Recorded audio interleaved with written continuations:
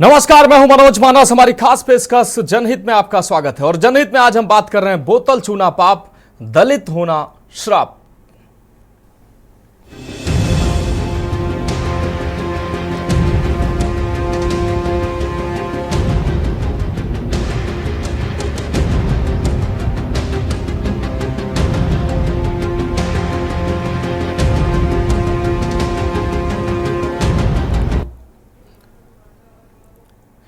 देश में यूं तो सामाजिक समरसता की बात की जाती है, छुआछूत के खात्मे की बात की जाती है और सभी वर्गों की बराबरी की भी बातें की जाती हैं, लेकिन जब शिक्षण संस्थाओं से ऐसी खबरें सामने आती हैं तो निश्चित रूप से सवाल खड़े होते हैं और सवाल उठना लाजमी हो जाता है। मामला मैनपुरी से सामने आया है, जहां मैनपुरी में पानी की बोतल छूने पर टीचर ने एक दलित छात्र की उंगली तोड़ दी।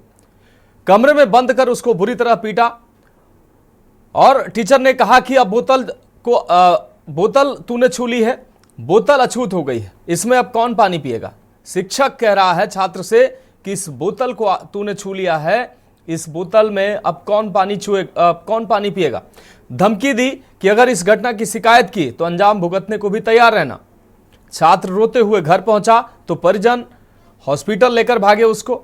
डॉक्टरों ने एक्सरे करवाया, एक्सरे में दो उंगलियां, जो छात्र थी उसकी दो उंगलियां टूटी थी। मामला किसनी थाना क्षेत्र के गांव हरिपुर कैथोली का है। हरिपुर कैथोली स्थित नरेंद्र प्रताप सिंह उच्चतर माध्यमिक स्कूल का यह पूरा मामला है, जहां 15 वर्षीय छात्र 11वीं क्लास में पढ़ता है। कठेरिया गांव का दलित छात्र नरेंद्र प्रताप सिंह मेमोरियल उच्चतर माध्यमिक विद्यालय हरिपुर में 11वीं क्लास का छात्र है। छात्र ने बताया, मैं 29 मार्च को स्कूल में पढ़ने गया था, मुझे प्यास लगी तो मैंने स्कूल में मेज पर रखी पानी की बोतल उठा ली। इस बोतल को उठाते ही इस बात से बायोलॉजी के जो टीचर थे मंगल सिंह साक्य, वो नाराज हो गए। वो मुझे भद्दी भद्दी गालियां और जाति सूचक शब्द से गालियां देने लगे। टीचर मंगल सिंह साक्य ने हमें छुट्टी के समय स्कूल के कमरे में अकेले में कमरा बंद करके पीटा। साथ ही कहा, तेरी हिम्मत कैसे हुई जो बोतल को हाथ लगा दिया, ये बोतल अब अछूत हो गई है, इससे हम पानी कैसे पिएंगे। डंडे से बुरी तरह से छात्र को पीटा गया। इससे छात्र ने कहा, इससे मेरे हाथ की उंगलियां टूट गई, मेरी जांघ, कंधों और जबड़े में भी चोट के निशान हैं, चोटें आई हैं। मैंने एक्सरे कराया जिसमें साफ दिख रहा है कि मेरी दो उंगलियां टूटी हैं। वहीं एसपी से इसकी शिकायत की गई। पीड़ित छात्र पहले किसनी थाने में शिकायत दर्ज कराने पहुंचा, लेकिन पुलिस ने कोई कार्रवाई नहीं की। इसके बाद मंगलवार को छात्र अपने परिजनों के साथ एसपी कार्यालय पहुंचा, जहां एसपी को शिकायत देकर शिक्षक के खिलाफ कार्रवाई की मांग की है। वहीं एसपी ने मामले की जांच कर कड़ी कार्रवाई की बात कही है, आश्वासन भी दिया है। वहीं एक अन्य मामला सामने आया है, जहां काशी हिंदू विश्वविद्यालय में एक अन्य दलित छात्र का मामला है। यहां दलित छात्र शिवम सोनकर, उसको पीएचडी में प्रवेश नहीं मिला। प्रवेश नहीं दिए जाने का मामला भी तूल पकड़ रहा है। सामान्य श्रेणी में द्वितीय स्थान पर उसका नाम था। द्वितीय स्थान प्राप्त करने वाले शिवम सोनकर को विश्वविद्यालय प्रशासन द्वारा प्रवेश नहीं दिया गया। इसके बाद शिवम सोनकर कुलपति आवास के बाहर धरने पर बैठ गए। वहीं से कई अन्य छात्रों में भी रोष है। दूसरी तरफ बीएचयू प्रबंधन ने कहा कि हमारे पास 2 ही सीटें थी, जिसमें हमने एक जनरल कैटेगरी को दे दी और एक ओबीसी को दे दी, फिर भी हम उस छात्र के लिए कहेंगे कि उम्मीद पर दुनिया कायम है। बीएचयू में सोशल साइंस डिपार्टमेंट में पीएचडी में प्रवेश न पाने वाले शिवम सोनकर का कहना है कि सत्र की विज्ञप्ति के अनुसार संबंधित विषय में 3 सीटें खाली हैं, बावजूद इसके उन्हें प्रवेश से वंचित कर दिया गया है। उन्होंने इसे संविधान और आपको बता दें सामाजिक न्याय के खिलाफ बताया। बीएचयू प्रशासन पर भ्रष्टाचार, आपको बता दें बीएचयू प्रशासन पर भेदभाव का आरोप लगाया। वहीं ऐसा ही एक और मामला सामने आया है, जहां एक कमजोर वर्ग के छात्र की मौत हुई है। प्रयागराज में ट्रिपल आईटी के छात्र ने छत से कूदकर आत्महत्या कर ली। इस मामले में परिजनों का आरोप है कि स्कूल के द्वारा, कॉलेज के द्वारा उस पर लगातार दबाव बनाया जा रहा था, जिसकी वजह से उसने आत्महत्या कर ली। अब ये घटनाएं लगातार तस्दीक कर रही हैं कि किस तरीके से जो दलितों के साथ किस तरीके से अन्याय हो रहा है। और ये एकाध घटनाएं नहीं है, तमाम ऐसी घटनाएं सामने आती हैं। पहले हम उस छात्र की जुबानी सुनवाते हैं, जो पीड़ित छात्र, जो साफ तौर पर कह रहा है कि मुझको बोतल छूने के आरोप में पीटा गया है।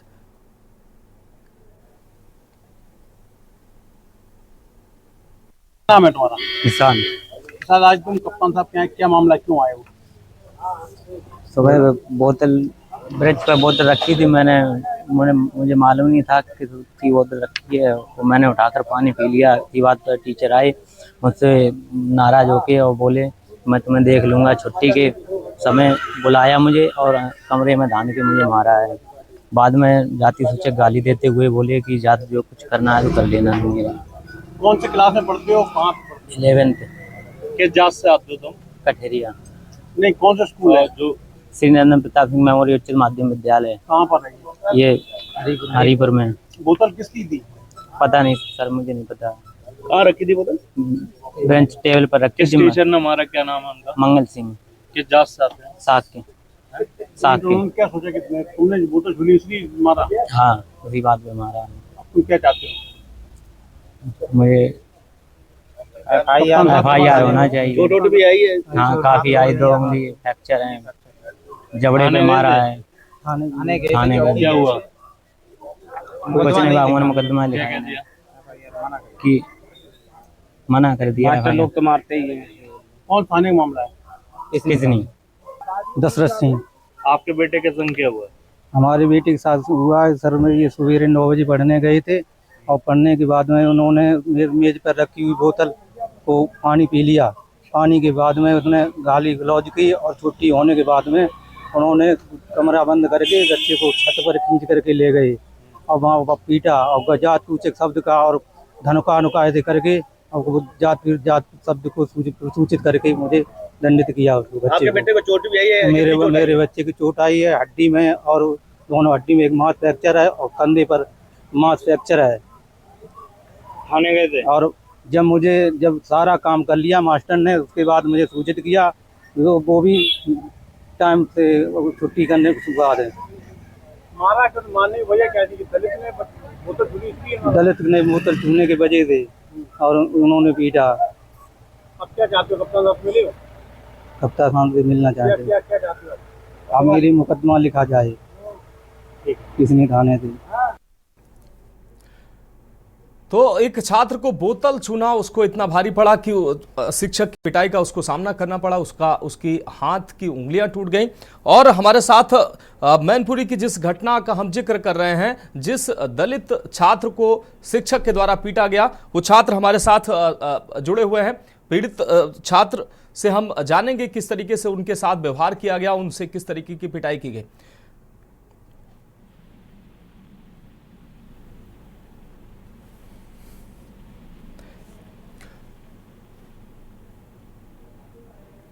क्या आप हमें सुन पा रहे हैं? शायद पीड़ित छात्र तक हमारी बात नहीं पहुंच पा रही है, हमारी आवाज नहीं पहुंच पा रही है। देश में कब अब इस तरीके की अगर घटनाएं सामने आएंगी तो निश्चित रूप से सवाल उठेंगे। और छुआछूत की ये जो बातें हैं, ये हम कहते हैं कि ये पुरानी बातें हैं, लेकिन जब ऐसी घटनाएं सामने आती हैं तो निश्चित रूप से सवाल खड़े हो जाते हैं कि कब हमारे देश से छुआछूत खत्म होगा, भेदभाव कब खत्म होगा।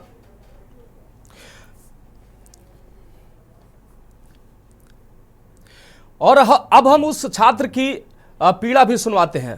BHU में जिस छात्र को PhD में एडमिशन नहीं मिला है, उस छात्र की भी हम पीड़ा सुनवाते हैं। कोने कोने से उच्च शिक्षा के लिए वाराणसी का जो BHU है, काशी हिंदू विश्वविद्यालय, ये देश के कोने कोने से छात्र यहाँ पढ़ने के लिए आते हैं। लेकिन इन दिनों बात करें, एक तस्वीर निकल के जो सामने आ रही है, अब इस समय मैं मौजूद हूँ BHU के VC आवास के सामने, जहाँ पे आप देख सकते हैं एक छात्र है जो बता रहे हैं कि PhD में प्रवेश के लिए जिसमें धांधली हुई है, और वो लगातार आज कई दिन से जो है लगातार धरने पर ये VC आवास के सामने बैठे हैं। और क्या कुछ समस्या है इनकी, आइए इनसे जानते हैं। जी, क्या नाम है आपका? जी, मेरा नाम शिवम सोनकर है। जी, क्या दिक्कत है, कैसी PhD में प्रवेश के लिए जो धांधली की बात की जा रही है? भैया, मेरा नाम शिवम सोनकर है। मैंने काशी हिंदू विश्वविद्यालय के प्रवेश सत्र 2024-25 में शोध प्रवेश के लिए आवेदन किया था। मेरे विभाग का नाम मालवीय शांति अध्ययन केंद्र है, जो सामाजिक विकास संकाय के अंतर्गत आता है। मेरे विभाग ने 7 सीटों पर आवेदन मंगाए गए थे। इसमें से 4 सीटों पर दाखिले लिए गए हैं, 3 सीटें रिक्त छोड़ दी गई हैं। इसका अभी तक उन्होंने जवाब हमको नहीं दिया गया है। मैंने कहीं ये नहीं कहा कि मुझे दाखिला दें। मैंने सिर्फ यही कहा है जो भी योग्य उम्मीदवार हों उनको दाखिला दिया जाए। आरक्षण के नियम को ताक पर रखते हुए, पिछड़ों, दलितों, वंचितों के आरक्षण के नियम को ताक पर रखते हुए, मेरिट को ताक पर रखते हुए, नियमों को ताक रखते हुए इस बार बहुत ही धांधलीपूर्वक दाखिले दिए गए हैं। मुझे उम्मीद है कि महामना के न्याय पर महामना के मूल्यों पर चलते हुए, डॉक्टर भीमराव अम्बेडकर के सिद्धांतों पर चलते हुए मुझे न्याय मिलेगा। रैंक आपकी कितनी आई है? मेरी रैंक दूसरी थी, मेरी अनरिजर्व रैंक दूसरी थी। अगर आप कहेंगे तो देखिए मेरी रैंक दूसरी थी। यहाँ पर ये देखिए मेरी रैंक दूसरी थी, दूसरी रैंक थी मेरी। दूसरी रैंक है पकड़ लीजिए। ठीक, तो फिर इसके बावजूद विभाग द्वारा कोई बातचीत आपसे? मैं लगातार मैं 8 दिन से यहाँ पर, ये मेरा 8वां दिन है। 8 दिन यहीं पे ये इस तरह सोते हैं, खाते हैं, नहाते हैं, लगातार ये आज 8वां दिन है। और इसमें राजनीतिक दल भी लगातार आ रहे हैं। जो कांग्रेस के प्रदेश अजय राय आए, उसके बाद जो है आज भी राम बिहारी जी आए, सभी लोग यहाँ पे आ रहे हैं, उनके साथ लगे हुए। अब सवाल ये उठता है कि आखिर इनको न्याय कब तक मिलेगा। और बीएचयू प्रशासन की बीसी आवास के मैं बाहर खड़ा हूँ, मैंने बात करने के भी प्रयास किया, लेकिन बीएचयू के जो अधिकारी हैं उनके तरफ से कोई जवाब नहीं आया कि मैं किसी प्रकार का कोई टिप्पणी करूं, किसी प्रकार की बाइट दूं, ऐसा उनके तरफ से कहा गया है। जैसा कि आपको बता रही कि लग रहा है कि ऐसा कि इनके मुंह सील दिए गए, कोई जवाब इनके पास नहीं है। मैं वाराणसी से विक्की डे, के न्यूज़ इंडिया। तो जिस तरीके से छुआछूत की ये घटना सामने आई है, दूसरा बीएचयू से ये मामला सामने आया है, तो निश्चित रूप से कहीं ना कहीं सवाल जरूर उठ रहे हैं कि आखिर उस कमजोर वर्ग को पीड़ा का सामना क्यों करना पड़ रहा है, उसके साथ भेदभाव क्यों किया जा रहा है। और हमारे साथ इस विषय पर चर्चा के लिए तमाम मेहमान भी जुड़े हुए हैं। ममता रतूड़ी जी भारतीय जनता पार्टी से हमारे साथ जुड़ी हुई हैं, द्रोण कश्यप सपा नेता हमारे साथ जुड़े हुए हैं, विजय दुबे जी वरिष्ठ पत्रकार हमारे साथ जुड़े हुए हैं, साथ ही डॉक्टर ओम सुधा दलित चिंतक हमारे साथ जुड़े हुए हैं। आप सभी मेहमानों का चर्चा में स्वागत है। सबसे पहले डॉक्टर ओम सुधा आपके पास आते हैं, दलित चिंतक हैं आप। डॉक्टर ओम सुधा, मैनपुरी की जिस घटना को लेकर हम चर्चा लेकर बैठे हैं, वो घटना इस प्रकार है। एक जो दलित छात्र है, महज वो शिक्षक की पानी की बोतल, उसको प्यास लगी थी, शिक्षक की पानी की बोतल छू लेता है, इसके बदले में उसकी जमकर पिटाई की जाती है, कमरे में बंद कर उसको पीटा जाता है और शिक्षक के द्वारा ये कहा जाता है कि अब ये बोतल अछूत हो गई, इससे पानी कौन पिएगा, अब हम पानी अब किससे पिएंगे, तेरी हिम्मत कैसे हुई। इस तरीके से ऐसे शब्दों से नवाजा गया, उसकी पिटाई की गई, एक्सरे रिपोर्ट सामने आई, तमाम चीज़ें जो हैं हमारे पास एविडेंस हैं, कोई ऐसा नहीं कि हम आरोप लगा रहे हैं। ऐसी घटनाएं, हम एक तरफ देश में समरसता की बात करते हैं, छुआछूत के खात्मे की बात करते हैं और एक रूपता की बात करते हैं, दूसरी तरफ ऐसी जब तस्वीरें सामने आती हैं तो निश्चित रूप से पीड़ा होती। क्या कहेंगे आप? मनोज जी, आवाज आ रही है? बिल्कुल जी।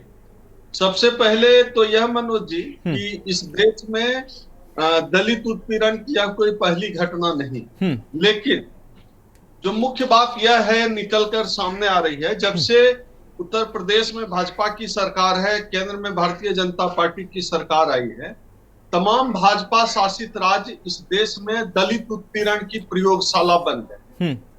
भारतीय जनता पार्टी आरएसएस की शाखा है और इनका सीधा एजेंडा होता है कि पूरे देश में किस तरह से मनुस्मृति लागू किया जाए। तो भारतीय जनता पार्टी शासित जितने भी राज्य हैं वहां मनुस्मृति लागू करके यह देख रहे हैं। सबसे अधिक आप आंकड़े देख लीजिए, इस देश के टॉप जो है 5 राज्य जहां दलित उत्पीड़न की घटनाओं पर जो 5 राज्य जो सबसे अव्वल है, मध्य प्रदेश, राजस्थान, उत्तर प्रदेश, उसमें सभी आपको मिलेंगे जो भाजपा शासित राज्य। इसका मतलब है कि आंकड़े भी इस बात की गवाही देते हैं कि यह जो है भाजपा के राज में जो मनुस्मृति को मानने वाले लोग हैं उनके हौसले बुलंद रहते हैं, जो जातिवादी लोग हैं उनके हौसले बुलंद रहते हैं।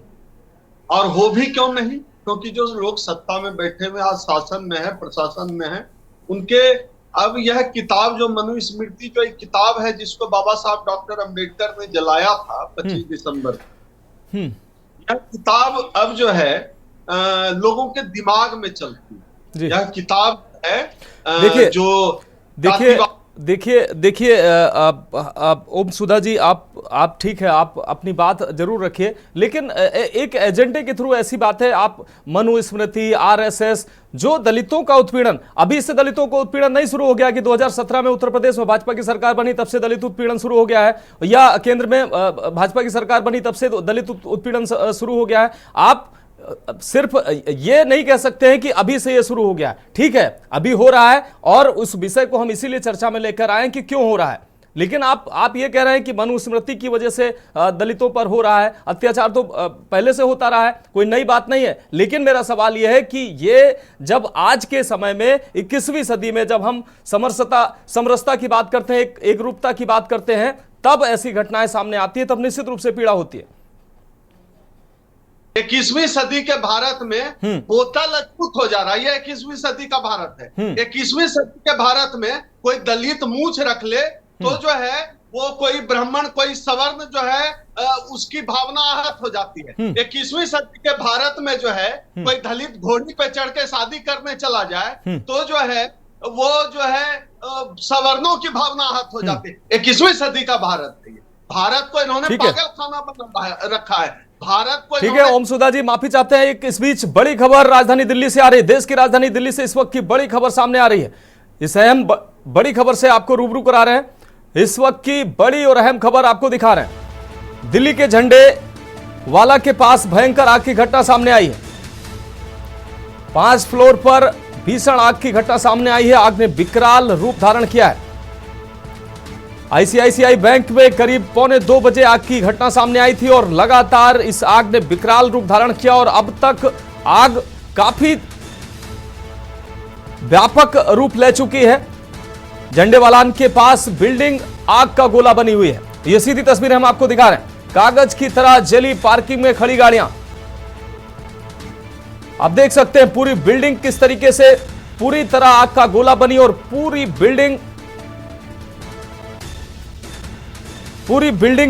जली नजर आ रही है। आप देख सकते हैं धुएं का गुबार काफी दूर से दिखाई दे रहा है। दिल्ली के झंडेवालान के पास भयंकर आग की घटना सामने आई है।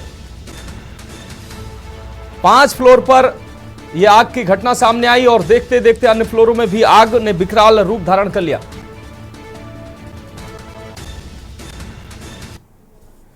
तो बैंक समेत काफी ऑफिस आग की चपेट में आए हैं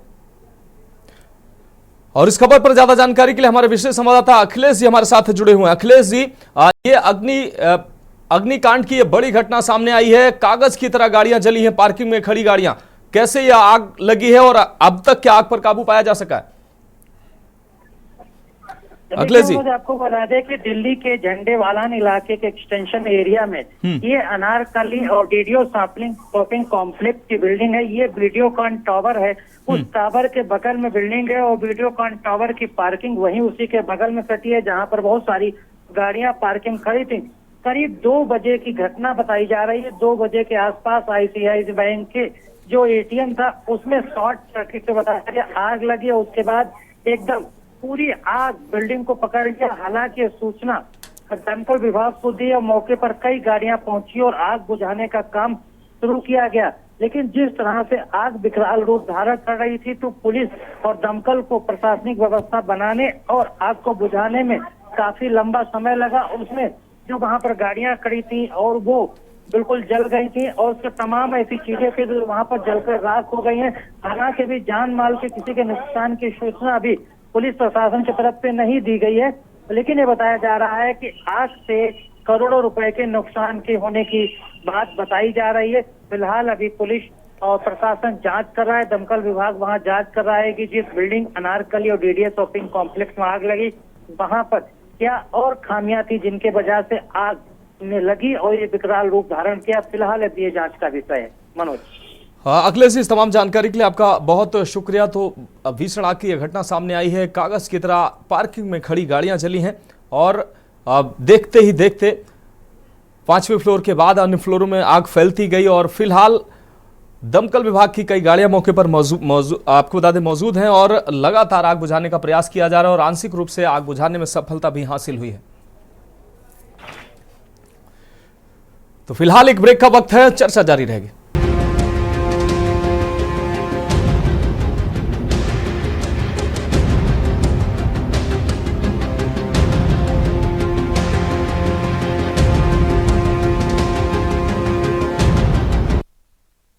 तो ब्रेक के बाद हमारी खास पेशकश में एक बार फिर से आपका स्वागत है। हम बात कर रहे हैं बोतल छूना पाप, दलित होना श्राप। और सीधे चर्चा पे आते हैं। हमारे साथ डॉक्टर ओम सुधा जी, दलित चिंतक, जुड़े हुए हैं। डॉक्टर ओम सुधा जी, आपकी बात अधूरी रह गई थी। डॉक्टर ओम सुधा जी, जिस तरीके से मेरा सवाल था, इस तरीके की घटनाएं निश्चित रूप से देश के लिए दुर्भाग्य हैं, और छुआछूत की ये जो घटनाएं हैं निश्चित रूप से देश के लिए कलंक है। और कहीं ना कहीं अब इन ऐसी घटनाओं में कमी जरूर आई है, लेकिन गाहे बगाहे अभी भी तमाम ऐसी घटनाएं सामने आ जाती हैं। तो निश्चित रूप से इन घटनाओं पर सवाल उठना, और ऐसी जहां पर भी ऐसी घटनाएं हो रही हैं वहां सामाजिक जागरूकता और कार्रवाई की अत्यधिक जरूरत होती है। हम इस पर अगर जाएंगे, किसी व्यक्ति, किसी संगठन, किसी राजनीतिक से अगर हम इसको जोड़ देंगे, तो कहीं ना कहीं ऐसी घटनाएं जो व्यापक रूप से इनकी जो भर्त्सना होनी चाहिए वो नहीं हो पाएगी। फिर मनोज जी, ये मेरी आवाज आ रही है? बिल्कुल। पता नहीं आप ये डाटा कहां से लाए हैं कि दलित उत्पीड़न की घटनाओं में कमी आई है। लगातार 2021-22 से देश में दलित उत्पीड़न की घटनाएं बढ़ी है। और जब मैं आपसे कहता हूं कि भाजपा शासित राज्यों में बढ़ी है, तो टॉप जो इस देश में दलित उत्पीड़न में राज्य है अव्वल पे, वो उत्तर प्रदेश है। उत्तर प्रदेश में भाजपा की सरकार है। मैं क्या कहूं कि कांग्रेस की सरकार में दलित उत्पीड़न की घटनाएं, ठीक है, कहिए। ठीक है, सुनिए, मध्य प्रदेश, राजस्थान, गुजरात, बिहार, ये तमाम 6 ऊपर की सूची से 6 राज्य हैं जहां दलित उत्पीड़न की घटनाएं लगातार बढ़ी है। आप क्या कहेंगे कि कांग्रेस के शासनकाल में बढ़ी है? कांग्रेस शासन में, ठीक है। वैसे मैं राजनीतिक बात नहीं करना चाह रहा था, लेकिन ओम सुधा जी, राम राज्य कांग्रेस शासित राज्यों में या अन्य राज्यों में जहां भारतीय जनता पार्टी सरकार नहीं है, वहां दलित उत्पीड़न नहीं हो रहा है क्या? वहां कोई ऐसी घटनाएं सामने नहीं आ रही हैं? मेरा जी राज्य बताए, मैंने आपको टॉप 6 राज्य ऊपर से बताए जहां दलित उत्पीड़न की घटनाएं ज्यादा होती है। और ये मेरा डाटा नहीं, आपके मोबाइल में जो है होगा, एक्स होगा, ग्रोक पे देखिए, गूगल पे देखिए, जो होम मिनिस्ट्री की वेबसाइट है वहां उठाकर देखिए कि ऊपर के 6 राज्य जो है भाजपा शासित हैं। तो हमने क्या गलत कह दिया कि भाजपा शासित राज्यों में दलित उत्पीड़न की घटनाएं ज्यादा होती है? पॉइंट नंबर 2, हम कहते हैं हम आधुनिक दौर में हैं। अरे महाराज, क्या आधुनिक दौर? भारत तो लगातार पीछे की तरफ जा रहा है। और जिस तरह से अमेरिका जो है कर रहा है कि चांद पे बस्ती बसाएगा, मंगल पे बस्ती बसाएगा, और हमारे बोतल छूने पे बोतल अपवित्र जा रहा है, वो बोतल अपवित्र होता जा रहा है। देश का विकास हो रहा है कि देश को पागल खाना बनाया जा रहा है। यह देश, लोग कहते हैं विश्व गुरु है। इस देश को किस बात का विश्व गुरु है? जातिवाद का विश्व गुरु है। किस बात का विश्व गुरु है? महिलाओं के साथ भेदभाव का विश्व गुरु है। किस बात का विश्व गुरु है? यह देश को लोगों ने जो मनुस्मृति को, और जब मैं मनुस्मृति की बात करता हूं, आप बिफर गए मनोज जी।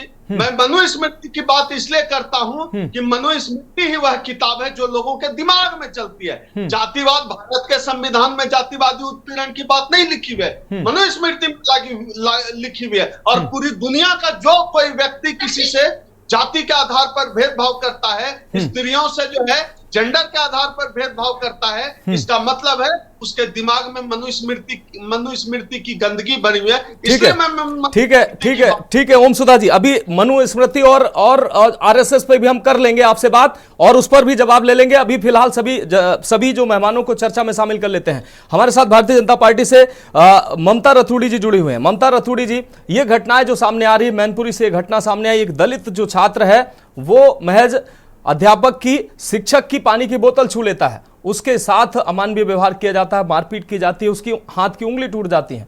एक्सरे रिपोर्ट में भी ये सामने आया है।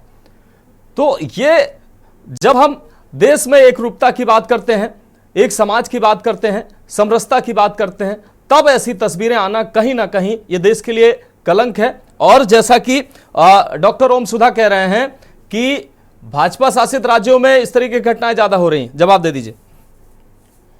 जी, सभी को नमस्कार जी। देखिए, ये जो घटना हुई है ये निश्चित ही तौर पे बहुत ही दुखद, दुर्भाग्यपूर्ण और अति संवेदनशील विषय मैं इसको मानती हूँ। क्योंकि जो स्कूल जो होता है, विद्यालय परिसर जो होता है, वो एक तरह से चरित्र निर्माण का केंद्र होता है। और वहां पर भी जो है अगर भेदभाव और जात पात अमीरी गरीबी, अगर ये लेसन अगर वहां पर स्टार्ट हो गया, उनके दिमाग में बैठ गया, तो वो जीवन पर्यंत चलता रहेगा। तो इसमें मुझे लगता है कि इसमें सबसे हर बात में राजनीति करना, राजनीति घुसाना बिल्कुल ठीक नहीं है, क्योंकि ये शिक्षक की मानसिकता है। जिस शिक्षक ने इस घटना को अंजाम दिया, जिसने उस बच्चे के साथ ऐसा अमानवीय व्यवहार किया, ये पूर्ण रूप से उसकी मानसिकता पे निर्भर करता है। जैसे ही डॉक्टर ओमपुरी जी कह रहे थे कि इसमें योगी सरकार को घसीटने की कोशिश कर रहे थे, आप मुझे बताइए, योगी सरकार में आज हर व्यक्ति अपने आप को सुरक्षित महसूस कर रहा है। वहां योगी जी की यहाँ पर यूपी में जो है, लोगों को भ्रष्टाचार से काफी हद तक मुक्ति मिली है। और लेकिन ममता रतूड़ी जी, इस तरीके की घटनाएं जब सामने आ रही हैं तो सवाल तो उठेंगे ना? नहीं, बिल्कुल, ये घटना हुई है तो इस पे एक्शन पे रिएक्शन भी कभी तो वेट कीजिए ना। ऐसा तो है नहीं कि योगी सरकार उस पे रिएक्शन, अब आप वेट कीजिए, अगर नहीं लेती हैं तो इनकी बात तब आप उसमें वो कर सकते हैं प्रतिरोध। लेकिन अभी ये घटना आज ही की है, हाल ही की है, और इसमें मुझे लगता है कि इसमें तुरंत कोई ना कोई रिएक्शन जरूर लिया जाएगा। जिस तरह से योगी सरकार लेती है, मोदी सरकार लेती है, भाजपा सरकार ने जो है आज तक कभी भी दलितों के अधिकारों का हनन नहीं किया, उल्टा उनके अधिकारों को सुरक्षित करने का प्रयास किया है। आप हमेशा देखिए, जो हमारे भीमराव अंबेडकर जी, वो भी एक दलित समाज से आते थे, और उन्होंने आरक्षण की घोषणा करी थी। और जब सब लोगों ने क्या अफवाह फैलाई कि भाजपा आएगी आरक्षण समाप्त करेगी, कहाँ पे आरक्षण समाप्त किया, मुझे ये बताइए। आरक्षण को कहीं समाप्त नहीं किया गया, बल्कि वो सही तरीके से उसको लागू करने की कोशिश करी गई है कि वास्तव में जिनको आरक्षण का लाभ मिलना चाहिए उनको मिले। और दलित समाज आज जो है बहुत सुरक्षित महसूस करता है। वो पूरा का पूरा दलित समाज जो है भाजपा के साथ है।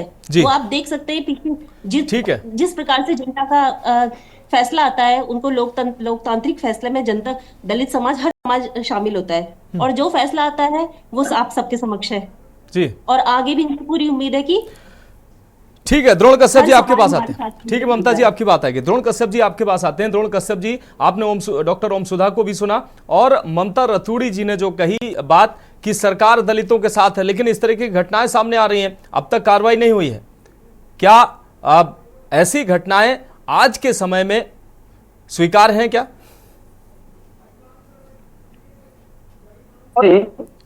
जी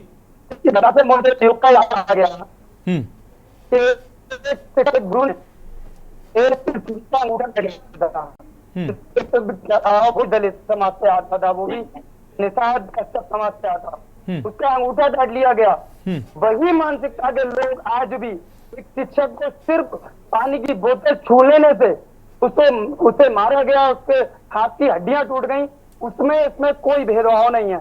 सेम वही चीज है, उसी युग को वापिस लाया जा रहा है। जैसे हमारे सहयोगी ओम जी बात कर रहे थे कि मनुस्मृति लागू करने की इन लोगों की, भारतीय जनता पार्टी की मानसिकता है।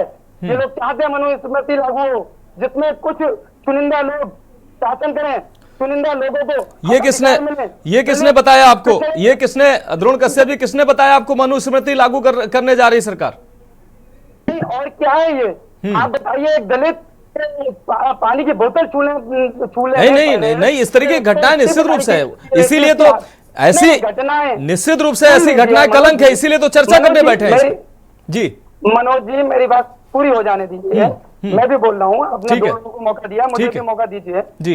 मैं कहीं गलत हूँ तो आप करेक्ट कीजिएगा जी। अभी 3 दिन पहले मैं अभी के साथ इसी डिबेट में बैठा हुआ था, ठीक है। लखनऊ के अंदर इतना बड़ा एक घटना घटित हुई, फिर वही बात आई कि उस पर एक्शन लिया गया। उससे 3-4 दिन पहले एक दलित सांसद, राज्यसभा सांसद, जो बहुत बड़ी अपने आप में हस्ती होता है जी, भाई हम लाखों लोगों का नेतृत्व करता है, हमारे लिए कानून बनाता है, हमारे लिए कानून पारित करने के लिए सदन में अपनी बात रखता है, वो दलित समाज के था। उस दलित समाज के सांसद के घर पर किस तरह से तोड़फोड़ की गई, उसकी अगर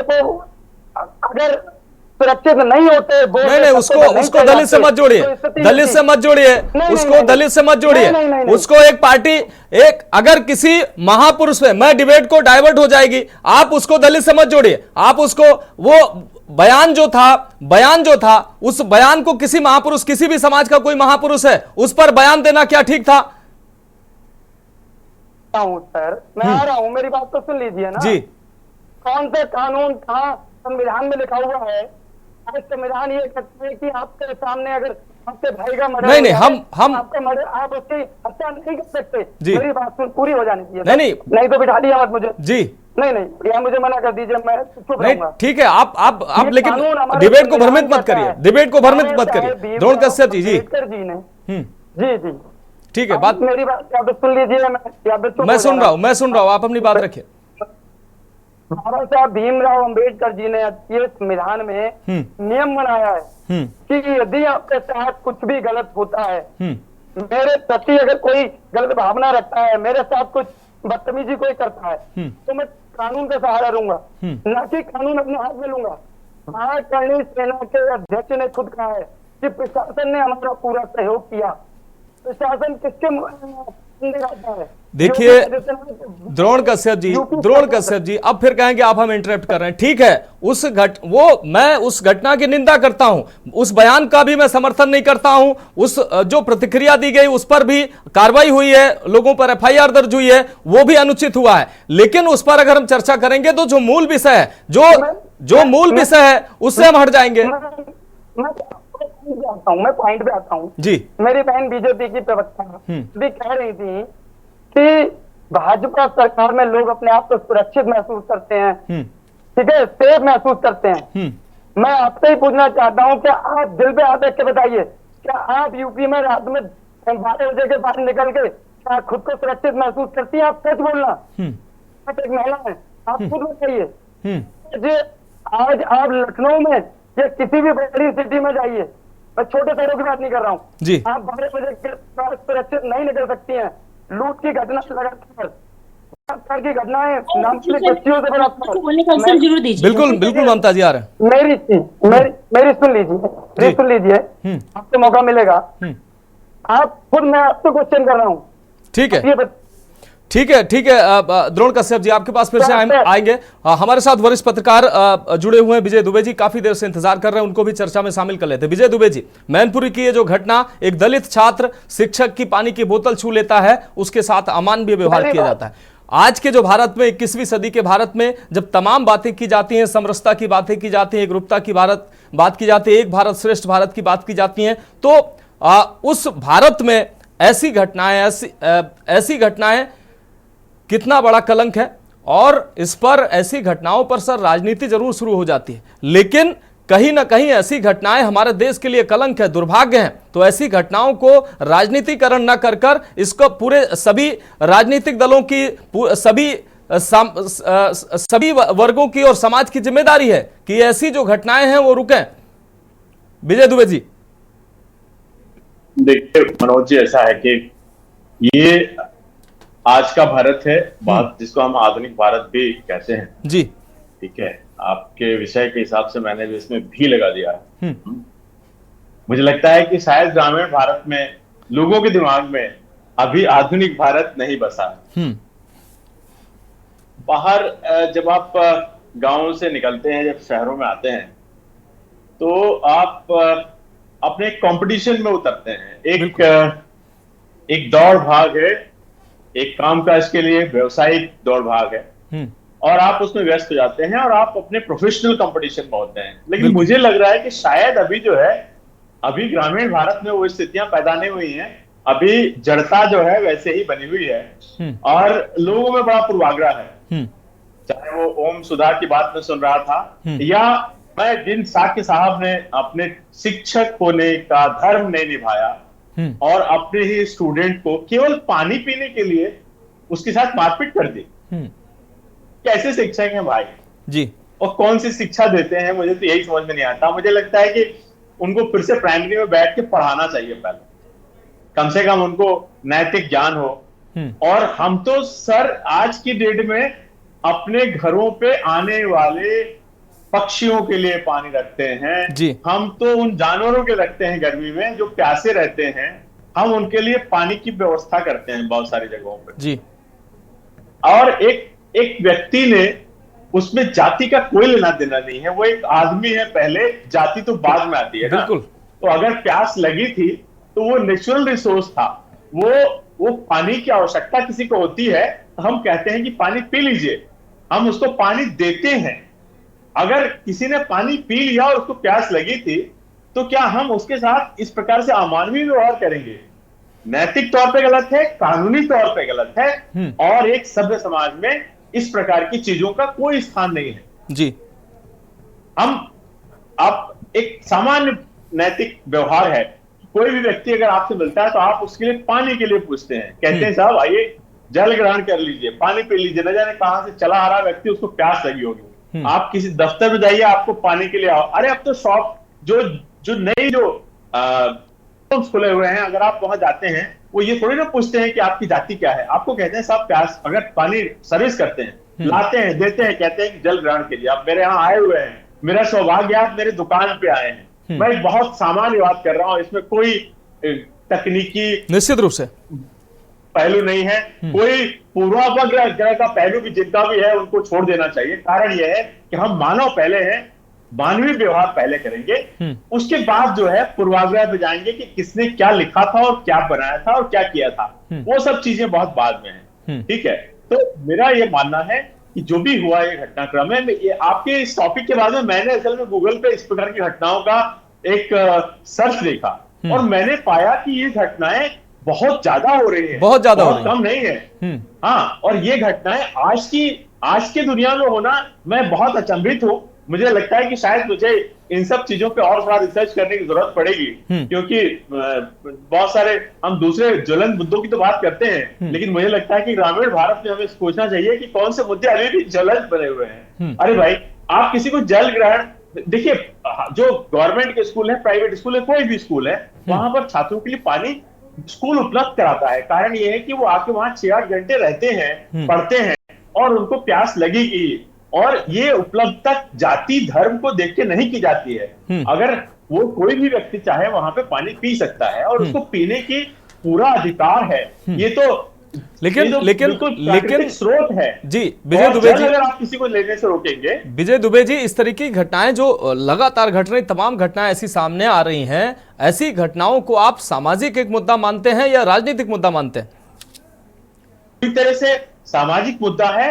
इसमें मैं नहीं मानता कि किसी प्रकार के कोई राजनीति का नजरिया होना चाहिए, इसकी कोई जरूरत नहीं है। राजनीति करने के समाज में बहुत सारे मुद्दे हैं, देश में बहुत सारे मुद्दे हैं, बिल्कुल, लेकिन अगर आप इसको भी राजनीति से जोड़ देंगे तो आदमी को जीना और पानी की आवश्यकता में भी आप राजनीति करेंगे, तब तो ये जो है ये बड़ी अजीबोगरीब सी बात होगी। और अजीबोगरीब से इसलिए कह रहा हूं कि जो भी व्यक्ति इस दुनिया में, इस जमीन पे, इस धरा पे पैदा हुआ है, उसको जल ग्रहण करने का प्राकृतिक अधिकार है। इसके लिए कोई संविधान की जरूरत नहीं है, कोई पूर्वाग्रह की जरूरत नहीं है। और आप इसको अगर पूर्वाग्रह के साथ जोड़ते हैं तो मैं मानता हूं कि ये बहुत ही ज्यादा अमानवीय व्यवहार है। दूसरी बात है, कानून के दायरे में भी ये सब चीजें, अछूत की जो बात कही जाती है, जिस प्रकार के सामाजिक पहलुओं को इस तरह से उठाया जा रहा है, उसको ऐसे नहीं लिया जाना चाहिए। अब जो लड़ाई है, अब वैश्विक लड़ाई है, जहां आप दूसरे देशों में जाके काम करते हैं, वहां कोई नहीं पूछता आप कौन है, वो कहते हैं यू आर इंडियन,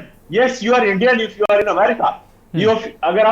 अगर ब्रिटेन में काम कर रहे हैं तो वहां आपसे पूछा जाएगा आप किस देश से हैं, किसका डोमिसाइल रखते हैं, किसका पासपोर्ट है आपके पास में। अब वहां आपसे ये जो है ना, ये बहुत छोटी दुनिया, संकुचित दुनिया, वहां कोई आपसे जाति नहीं पूछेगा जी, उसको पालने की आवश्यकता नहीं है। मैं मान के चलता हूं और मैं उन लोगों से अपेक्षा करता हूं जिन्होंने कि अपने साथ सामाजिक चिंतन होने का वो बैरियर लगाया हुआ है, उसको तोड़ दें और खुले दिमाग से सोचें। ठीक है, इसमें कोई मनुस्मृति नहीं आ रही, कोई सरकार नहीं आ रही है। और आपको जल ग्रहण करने से, अगर आपने गलती से भी किसी दूसरे की बोतल से पानी पी लिया स्टूडेंट ने, तो शिक्षक का यह धर्म था कि उसको वो बोतल दे देता और कहता है कि आप इससे और भी पानी पीजिए, भरपूर पीजिए, कोई दिक्कत नहीं है। और शिक्षक और छात्र के संबंध, मुझे बहुत आश्चर्य है, ऐसे नहीं होते हैं। आज ये घटनाएं मुझे पीड़ादायक लग रही हैं और मुझे बहुत अच्छा नहीं लगा इस विषय पे।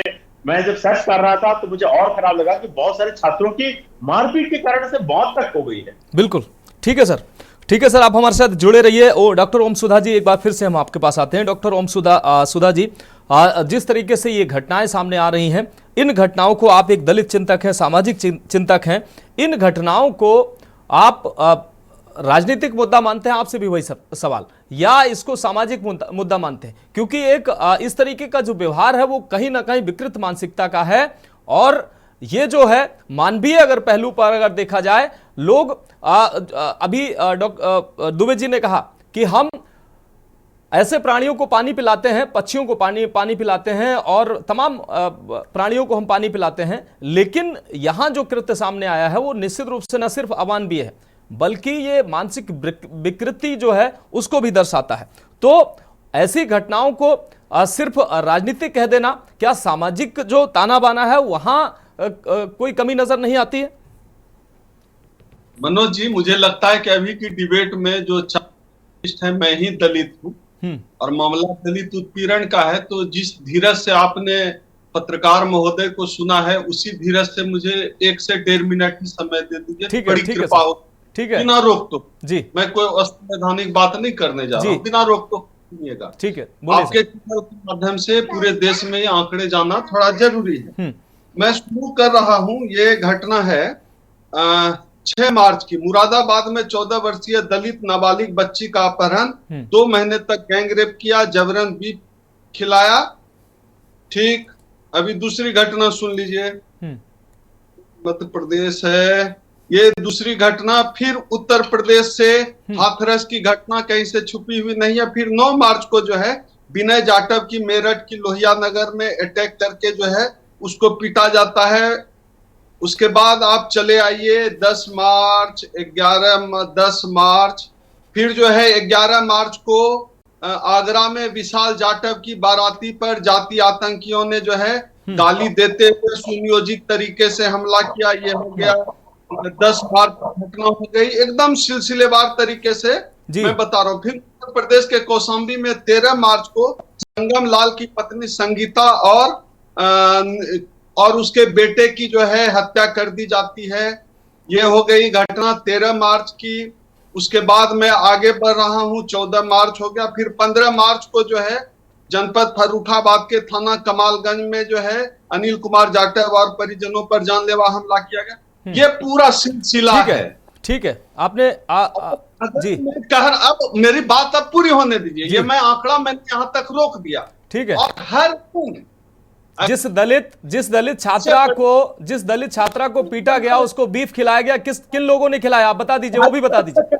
आज जो घटना हुई है मैं उसी से कनेक्ट कर रहा हूँ, बता दीजिए। दलित छात्रा को बीफ किसने खिलाया?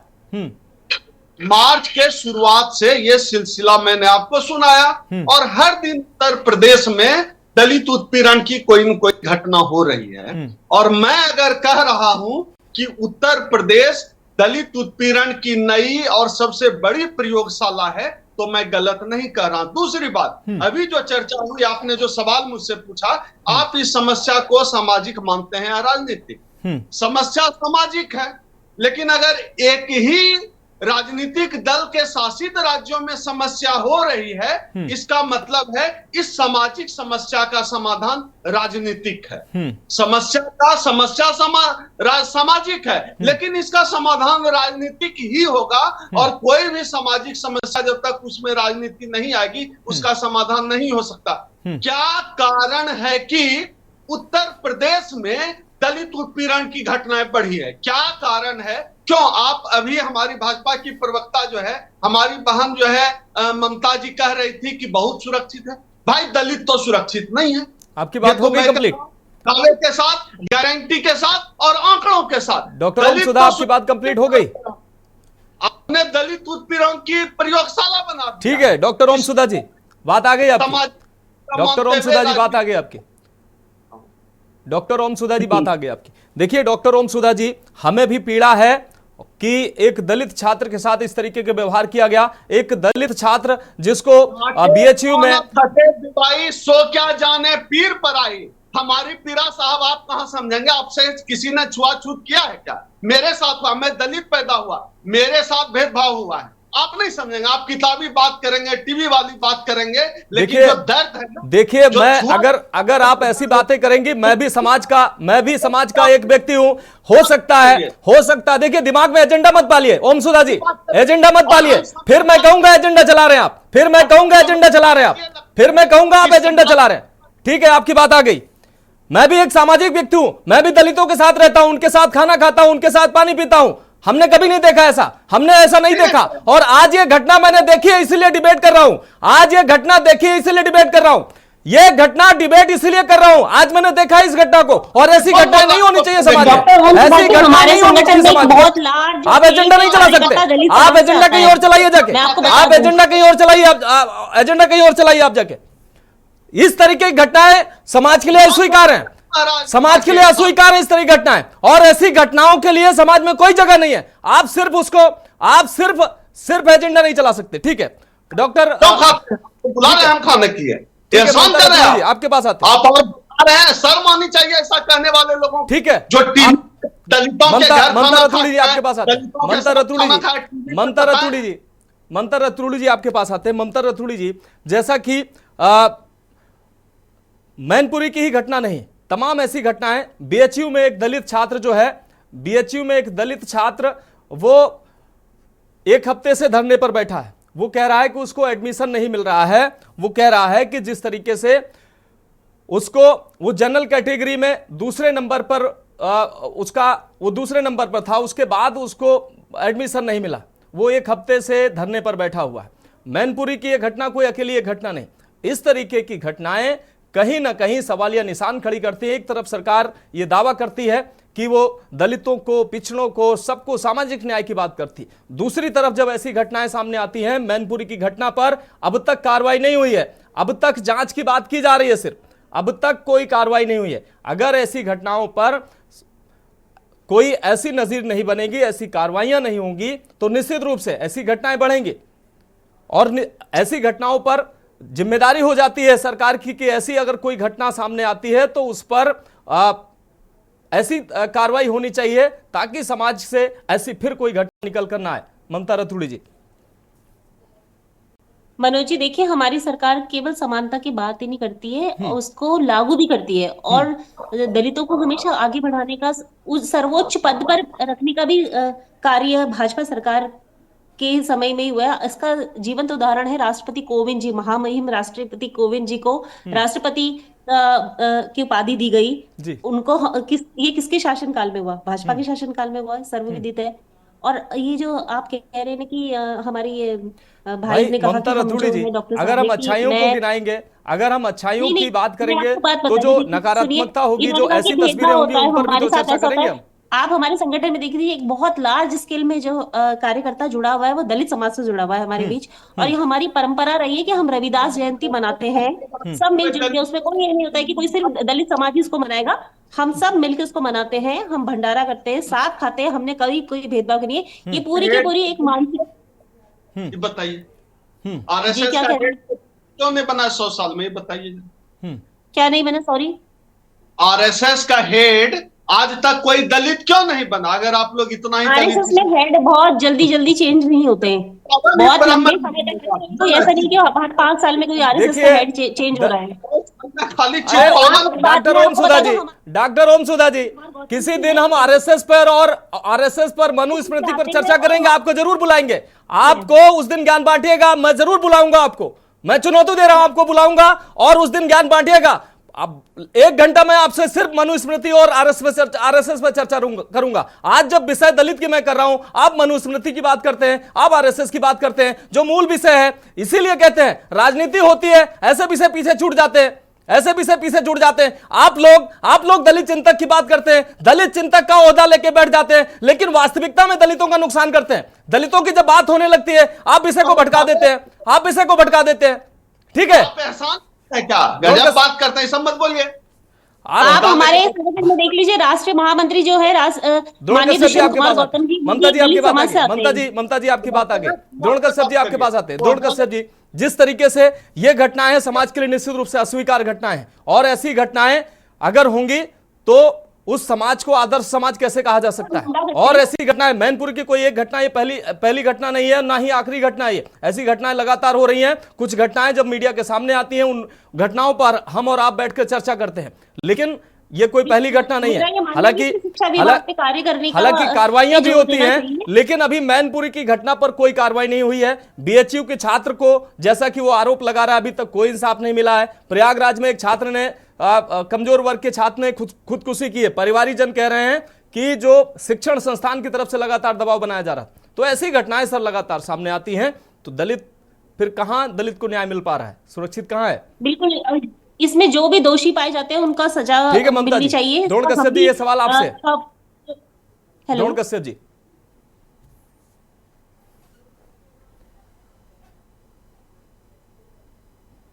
ठीक है, द्रोण कश्यप जी से संपर्क टूट गया है।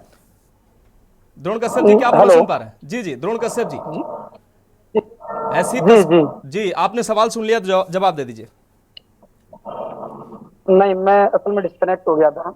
मेरा कहना है कि इस तरीके से बीएचयू में एक छात्र को एडमिशन नहीं मिला, पीएचडी का छात्र जनरल कैटेगरी में दूसरे नंबर पर उसकी रैंक आती है, उसको एडमिशन नहीं मिला, उसका आरोप है कि हमको एडमिशन नहीं दिया है, जो मानक है उनका पालन नहीं किया गया। मैनपुरी की घटना ये सामने है, एक छात्र को, दलित छात्र को किस तरीके से अमानवीय व्यवहार किया गया, इस तरीके की तमाम घटनाएं सामने आती हैं। तो हम आदर्श समाज इसको कैसे कह सकते हैं? कैसे कह सकते हैं कि हम एक समाज की हम बात कर रहे हैं? कैसे सामाजिक न्याय की बात करने वाली पार्टियां हैं या सरकारें हैं, वो कैसे दावा कर सकती है जब ऐसी तस्वीरें हर दिन निकलकर सामने आती हैं?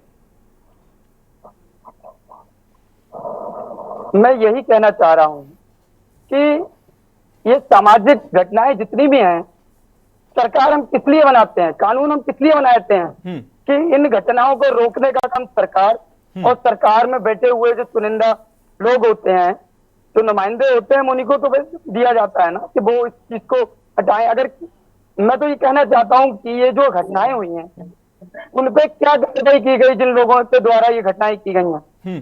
भाई मेरी बहन अभी कह रही थी कि इस सरकार में बड़ा अच्छा चल रहा है, लोग सुरक्षित महसूस करते हैं। मैं दोबारा दोस्ती पे आ रहा हूँ, लेकिन कुछ चुनिंदा लोग एक समाज को टारगेट करके, भाई दलित, मैं भी एक तरीके से दलित ही हूँ क्योंकि मैं उसी पिछड़े और अति पिछड़े लोगों में आता हूँ, मेरे साथ भी ये घटनाएं घटित होती हैं।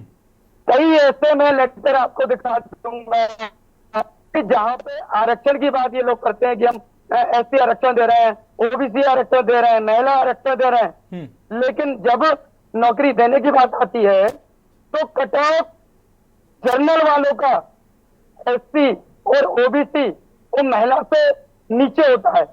ये क्या कारण है? ठीक है, कैसा भेदभाव है? द्रोण कश्यप जी आपकी बात आ गई। एक आखिरी टिप्पणी दुबे जी आपके पास आते हैं। विजय दुबे जी, ऐसी घटनाएं, हालांकि मैं मानता हूं हो सकता है आपके दृष्टिकोण से कुछ और हो सकता है, मैं मानता हूं कि ऐसी तस्वीरें जो है अब कम ही नजर आती हैं, लेकिन ऐसी तस्वीरें सर रुकेंगी कैसे? एक छात्र, अगर शिक्षक ने अपना धर्म नहीं निभाया, ये तो आपने बताया, लेकिन ऐसी घटनाएं सर आए दिन सामने आती रहती हैं। कैसे रुकेंगी सर ये घटनाएं, समाज को एक बेहतर समाज बनाने के लिए?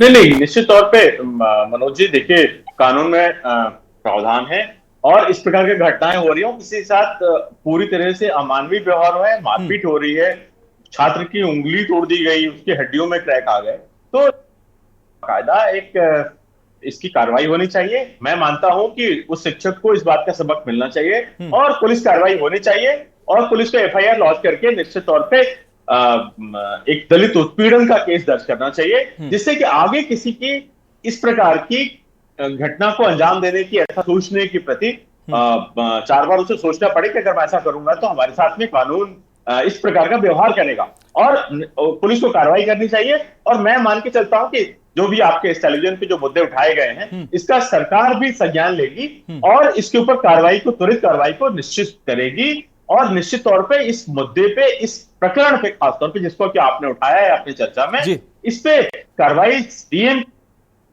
के स्तर से होनी चाहिए और इसका संज्ञान लेना चाहिए। निश्चित रूप से विजय दुबे सर, बहुत शुक्रिया आपका हमारे साथ जुड़ने के लिए। ममता रतूड़ी जी आपका भी बहुत शुक्रिया, और डॉक्टर ओम सुधा जी आपका भी बहुत शुक्रिया, और द्रोण कश्यप जी आपका भी बहुत शुक्रिया हमारे साथ चर्चा में जुड़ने के लिए, अपना कीमती समय देने के लिए।